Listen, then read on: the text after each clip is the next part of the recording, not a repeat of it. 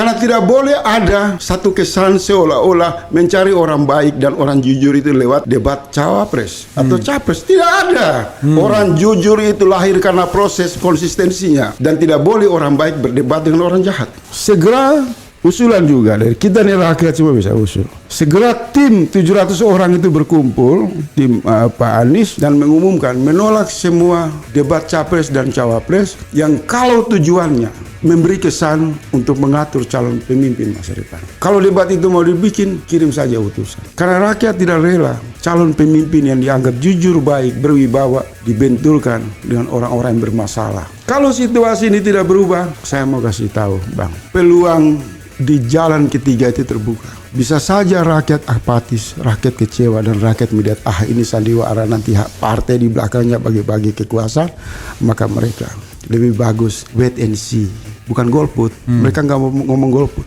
mereka cuek aja. Mereka cuek dan kemudian mereka menunggu situasi jalan-jalan lain yang bisa menghadirkan rasa keadilan.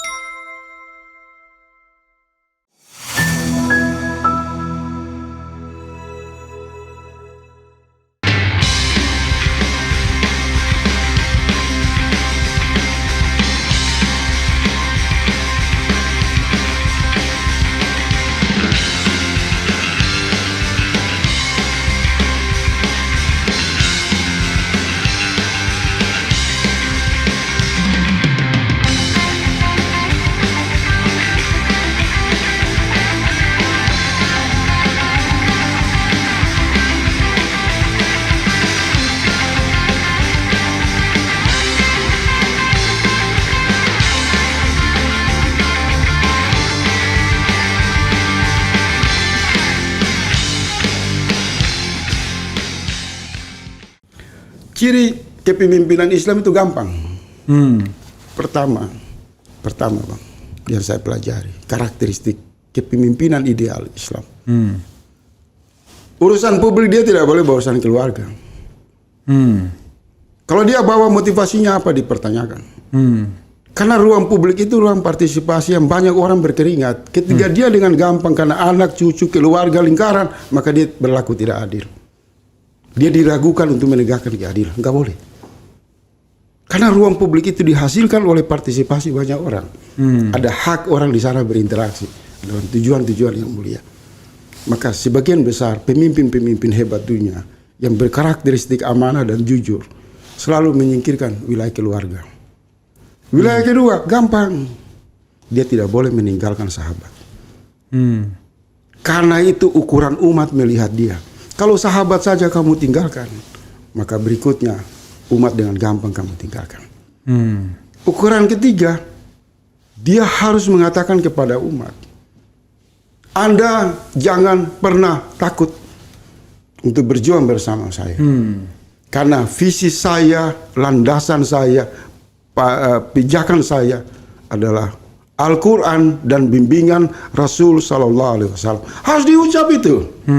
Lalu visi-visi yang dibuat oleh profesor-profesor doktor itu disobek, dibuang di pinggir sampah. Karena kalau sudah bicara Quran, bicara bimbingan Rasul, maka kepemimpinan itu pasti memiliki kekuatan, kesadaran untuk menjalankan amanah bernegara yang jujur, yang baik. Karena sudah banyak debat calon presiden, visinya tebal, visinya bagus.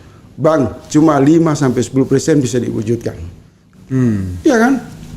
Jadi umat ini sudah trauma dengan model-model kepemimpinan nasional yang ujung-ujungnya hanya menumpuk utang luar negeri, memperlancar perampokan sumber daya alam, menghina ulama, kemudian berkuasa, partai lebih mendominasi, oligarki menjadi sahabat, dan umat ditinggalkan. Dan yang terjadi di antara mereka saling cakar-cakaran. Nah, saya lihat di Pak Anies dan Pak Imin ini tidak ada seperti itu. Mereka sangat loyal dengan teman-teman mereka. Mereka sangat solid, partai-partai solid, relawan-relawan solid. Dan orang yang bekerja di dalam itu sangat jujur. Dan menegakkan prinsip-prinsip politik yang diajarkan oleh Quran dan Rasulullah sebagaimana mereka berkali-kali mengatakan itu kepada umat lewat majelis-majelis salawat. Saya nggak lihat ada perpecahan. Sangat solid sekali, harmoni sekali. Hubungan PKS dengan Nasdem sangat bagus. PKB dengan PKS tidak saling curiga, ya kan? Yeah. Dan relawan-relawan bekerja dengan tulus tanpa meminta imbalan. Dan seluruh tim 700 orang yang dipilih oleh Pak Anies mungkin 20 jam bekerja tiap hari, satu sama lain berkoordinasi menggunakan media-media virtual. Semua mandiri. Mereka orang-orang jujur yang harus memenangkan pertarungan ini. Ya kan? Kalau sudah demikian jangan kalah. Karena kalau kalah umat akan bergeser memilih jalur lain. Karena umat juga melihat kalau main-main dengan situasi ini hanya untuk demi perburuan kekuasaan, maka umat akan kembali ke jalan-jalan lain yang tidak akan menggunakan demokrasi untuk menghasilkan pemimpin yang abal-abal. Mereka akan mencari pemimpin yang sungguh-sungguh, yang amanah, yang betul-betul menyatu dengan rakyat, bukan karena janji manis. Dan biasanya ciri-ciri pemimpin seperti itu tidak gampang dipanggil oleh presiden untuk makan siang, tidak gampang dikasih pajang di atas debat-debat capres, karena bagaimana dia bisa merubah situasi. Sementara di mimbar-mimbar debat capres saja dia sudah bisa diatur-atur oleh panitia KPU. Di mana kepemimpinannya? Dia mestinya menggunakan tim hukumnya, tim kajiannya, menanyakan kepada KPU yang mau dipilih ini calon presiden, bukan menteri. Tidak boleh Anda atur-atur lalu lintas jawaban pertanyaan. Jadi saya kemarin ketemu dengan Caimin, saya buka aja di sini. Saya bilang, Caimin, ada dua pilihan. Pilihan pertama, saya sebagai orang yang mendukung perubahan berharap calon presiden Pak Anies tidak hadir lagi di debat capres. Karena tidak boleh ada satu kesan seolah-olah mencari orang baik dan orang jujur itu lewat debat cawapres atau capres. Tidak ada. Orang jujur itu lahir karena proses konsistensinya. Dan tidak boleh orang baik berdebat dengan orang jahat. Orang yang melanggar hukum, orang yang melanggar HAM, diajak berdebat dengan orang baik. Bagaimana ini logikanya? Nggak masuk akal saya. Kedua, debat cawapres juga ditolak. Kenapa? Kita berdebat dengan Gibran yang hari ini jutaan orang masih mempersoalkan statusnya di MK. Bagaimana bisa dia disebut calon wakil presiden? Dia baru calon saja sudah rubuh itu MK, sudah hancur itu. Lembaga tertinggi yang sangat terhormat namanya Mahkamah Konstitusi. Ini perlu dikonfirmasikan sehingga orang melihat calon pemimpin itu tidak menyerahkan diri dalam instrumen kekuasaan. Karena ingat, debat-debat capres yang terakhir ini saya lihat ini bagian hanya untuk meloloskan putra presiden menjadi wakil presiden. Ini debat capres yang tidak dibangun secara independen. Kalau kewajiban ada debat capres, debat cawapres, maka berikanlah kepada Muhammadiyah misal, kepada NU, kepada Dewan Gereja. 3 otoritas ini diberikan kepada KPU, memberikan kepada 3 otoritas ini, suruh buat debat capres dan rubah nama itu. Tidak boleh debat, tidak boleh debat, penyampaian visi. Mau debat sama siapa? Misal Pak Anies dengan Prabowo, nggak nyambung. Orang ini sudah berkali-kali melakukan pertunjukan perdebatan yang berubah dari pilpres ke pilpres. Jadi jatuh-jatuhnya adalah pertunjukan simbolik kemunafikan. Nah, bagaimana melawan kekuasaan? Berani dulu menata jalan seperti ini sehingga rakyat melihat, oh, Pak Anies tidak bisa diatur-atur, Pak Imin tidak bisa diatur-atur. Karena kita mau pilih pemimpin, Pak, kita tidak akan terjebak lagi untuk kesekian kali memilih calon penguasa yang dengan nama kerennya presiden, tapi hakikatnya adalah boneka. Ciri pemimpin tidak boleh diatur-atur seperti itu. Apalagi kondisi sekarang ini kan kondisi yang abnormal, kondisi yang tidak seperti demokrasi yang baik-baik saja. Nah, ini saran saya.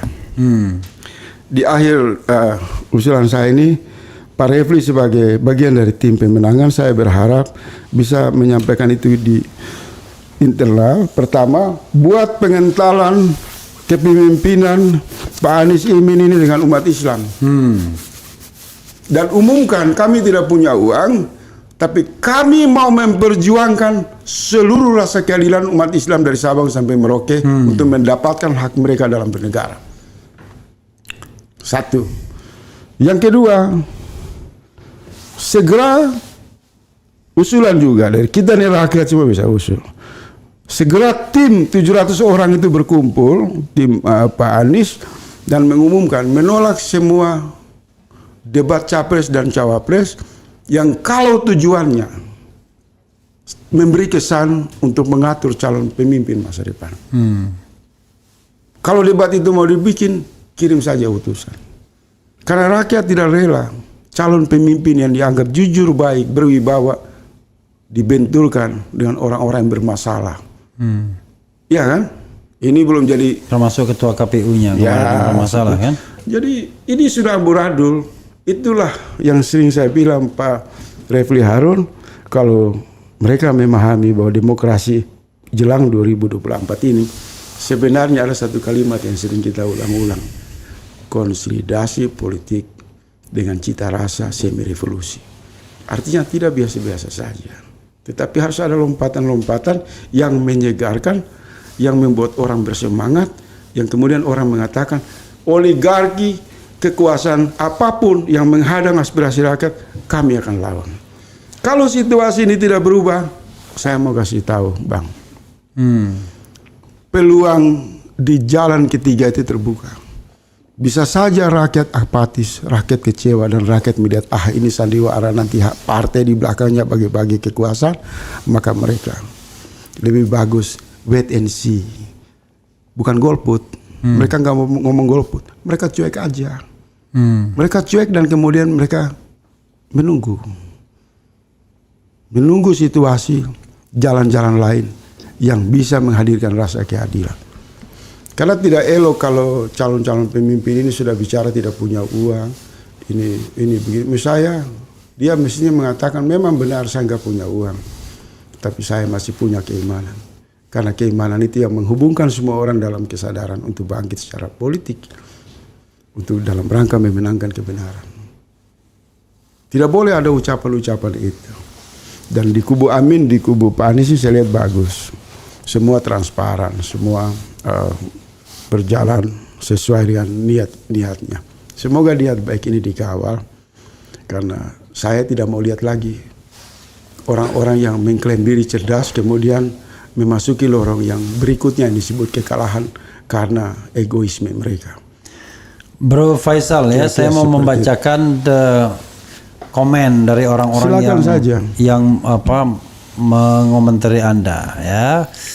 Assalamualaikum Pak Refli, saya kagum idealisme Bung Faisal. Tapi sayang di zaman ini Anda pasti dinilai naif karena ini eranya materialisme dijunjung tinggi. Respect sama Bung Faisal ya. Oke, ini satu pujian tapi sekaligus pesimisme. Sekalian Bang RH, demi negara dan agama kita hadirkan Bang Faisal untuk berbicara di depan Pak Anies dan seluruh Timnas Amis. Kok Amis sih? Timnas Amin maksudnya. Amin. Kemudian wakakak, kalau Bung Faisal, kami sudah tahu debat KPU hanya sandiwara dan berpura-pura. Yaitu dari dulu kita juga protes kok calon presiden kok debatnya begitu ya. Oke, Anies sudah mantap keimanannya lah, yang 2 dan 3 kemana keimanannya? Oke, Paslon 02 coba disuruh jadi imam sholat karena sholat adalah hukumnya wajib bagi umat Islam. Janji capres adalah janji suci, jika melanggar sebaiknya bisa dipidanakan. Jika seperti ini kira-kira Pak Anies, Pak Prabowo dan Pak Ganjar mau tetap jadi capres enggak? Ya, oke. Silakan Bung Faisal, this is your time untuk closing statement. Tapi sebelum closing statement, tolong jawab pertanyaan yang substantif ini. Menurut Anda, kalau konstelasinya seperti hari ini, apa prediksi Anda terhadap hasil pemilu? Saya tidak mau prediksi karena saya lihat banyak kemungkinan terjadi. Bahkan saya cenderung juga melihat dari satu kelompok yang hari-hari ini semakin kuat pendapat mereka bahwa mereka tidak yakin akan ada pemilihan presiden berjalan mulus siapapun menang akan terjadi masalah.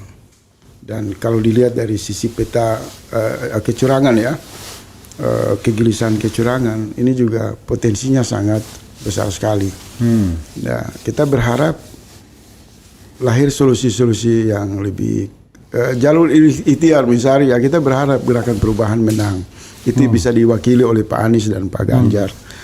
Gerakan Perubahan ya. Yeah. Nah, kita nggak bisa juga mengatakan mereka tidak beriman, tapi dalam fakta mereka insaf, mereka ini ya bisa juga Allah merubah satu situasi lain mereka yang baik. Yang beriman juga bisa berubah jadi bermasalah. Jadi saya tidak punya prediksi terlalu mendasar. Saya berharap, saran saya kepada Abangda selaku anggota tim pemenangan, semoga jangan ada keraguan dengan Islam. Karena ketika meragukan pola hubungan itu terus-menerus terbangun, maka kemenangan apapun yang kita raih adalah kemenangan semu yang akan ujungnya bencana. Dan kita juga kalau mau menang tanpa kejujuran dan keimanan yang kuat, berani bangga dengan Islam, maka tidak usah bikin gerakan salawat di mana-mana. Dan nanti pada akhirnya orang mengatakan ini simbolik saja, agama dimanfaatkan. Jadi karena sudah sejak awal ada semangat tauhid yang sudah dibangun, maka dikencangkan saja supaya bangkit ini umat melihat peluang ada tersedia kemenangan dan mereka merebut peluang kemenangan itu dengan persatuan. Dan saya berdoa semua Pak Anies, Pak Imin, orang-orang yang terus-menerus kita kasih masukan, tidak baperan, mereka menerima masukan kita walaupun didengar agak keras, diminum agak pahit, tapi ini tulus dari hati saya. Karena saya orang yang konsisten mendukung mereka untuk perubahan Indonesia lebih bagus. Terima kasih Abangda.